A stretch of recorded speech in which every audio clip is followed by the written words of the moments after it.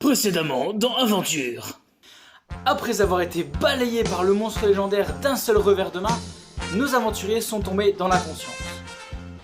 Après un laps de temps indéterminé, nos aventuriers ouvrent difficilement les yeux et se retrouvent à l'intérieur d'une cellule de prison. Les bruits aux alentours laissent apparaître que nos aventuriers ont été capturés par les gobelins. Devant eux, une porte en fer. Derrière eux, un précipice.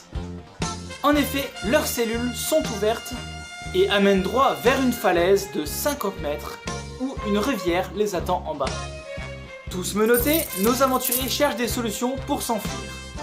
Certains voleurs du groupe utilisent leur célèbre entraînement ninja pour se téléporter hors de leur chaîne. D'autres aventuriers essayent d'utiliser leur force naturelle pour briser leur chaîne.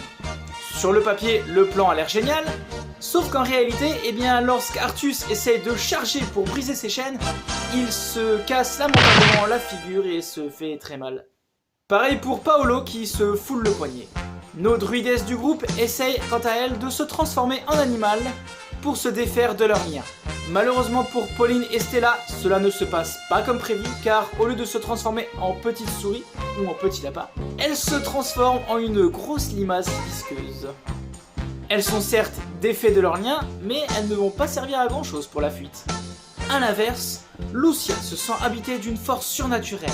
Elle puise dans la moindre parcelle de magie de son corps, et au lieu de se transformer en petit animal, elle se transforme en un loup majestueux. Sa force lui permet de briser ses liens ainsi que ceux des amis alentours. Après plusieurs minutes de débâcle et d'échecs critiques, nos amis aventuriers arrivent enfin à se libérer de leurs cellules et se retrouvent dans le couloir. Heureusement pour eux, les gobelins étaient affairés à faire la fête et à discuter entre eux et ils ne les avaient pas entendus jusque-là. C'est lorsque nos aventuriers ouvrent la dernière porte de leur cellule que les gobelins remarquent enfin leur présence. Ni une ni deux, le combat s'engage. Nos aventuriers ont un plan. Pour une fois. Pendant que quelques-uns du groupe essayent de barrer la route aux gobelins, les autres vont profiter de ce temps pour fuir, en essayant de sauter dans la rivière ou en escaladant le mur. Artus, qui a récupéré sa lance, fait des moulinets avec elle dans le couloir afin de bloquer la pensée des gobelins. Le couloir étant très étroit, les gobelins sont maintenus à distance par Artus.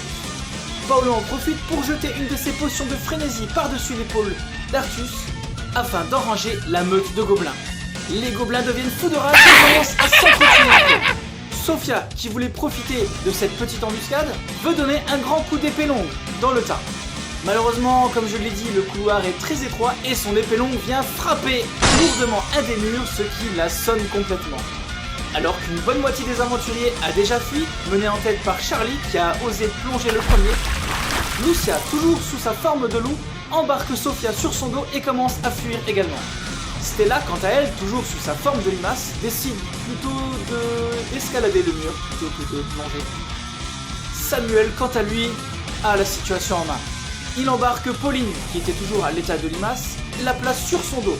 Puis, il prend de l'élan et fait un magnifique triple salto arrière boucle piquée et finit en beauté dans la rivière sans faire une éclaboussure.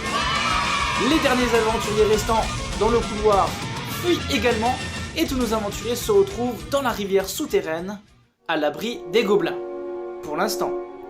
Mais je vous rappelle que dans ces mines, les gobelins ne sont pas la seule menace.